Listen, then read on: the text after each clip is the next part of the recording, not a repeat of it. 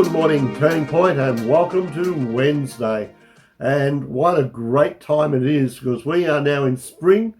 As you've been following my wife on Facebook, you've probably seen all the flowers are going up. Well, I went into the garden, I found some rather good flowers too. These are the ones I really think are the most beautiful flowers a lot. Anyway, you know what I mean. It's a new time. See, we are new creations in Christ. And I want us to remind one another of that.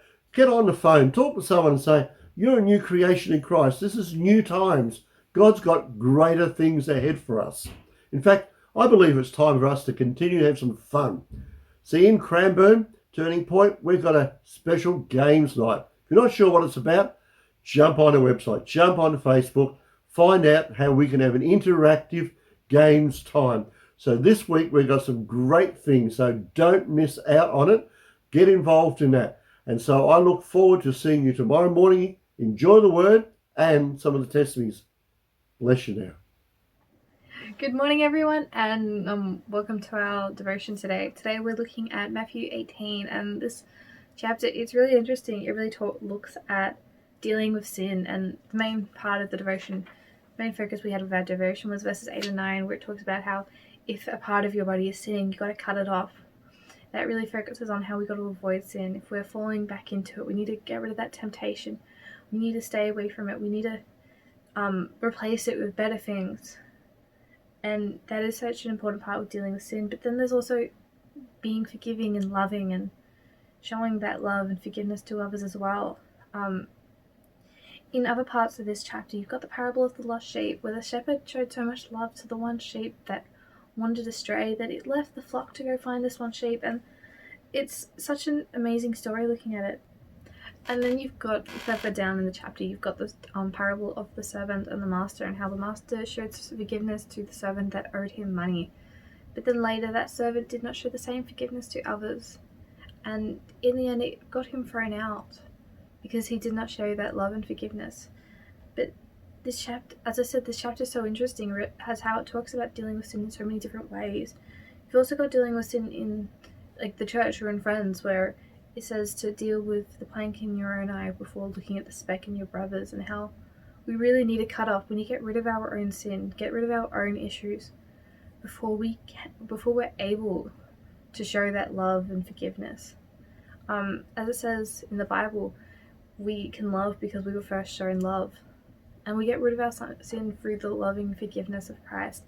And that's really what I want to leave with you today, just looking at how you're dealing with sin in your own life. Are we embracing the love and forgiveness of Christ? Are we cutting off the temptations, getting rid of the root of the sins that we're facing? And are we having God help us, having Him come and find us where we are, and following Him and rejoining the flock? Are we moving away from what led us astray and coming back to Christ? So I'm going to finish up there, and I hope you have a good day. Hey guys, my name is Shadrach, serving with CRC Churches International, Australia, here in Africa, specifically Kenya, in the capital city of Nairobi. We are very grateful for this relationship that we established with the CRC through Pastor Philip Arthur Kaiser, and we were excited to be part of CRC, and we thank God for the support that they have given to us when we established the school in Nairobi, Kenya, and another one later in Eldoret. And we have plans to continue serving sacrificially in partnership with CRC International. We thank Pastor Phil and Norma for their vision and passion for Africa.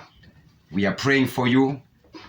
Despite the challenges that we have experienced lately of the corona pandemic, we know that it will go away. God is still on the throne. He is in control of everything.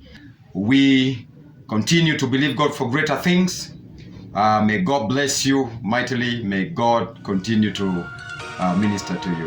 Bye-bye.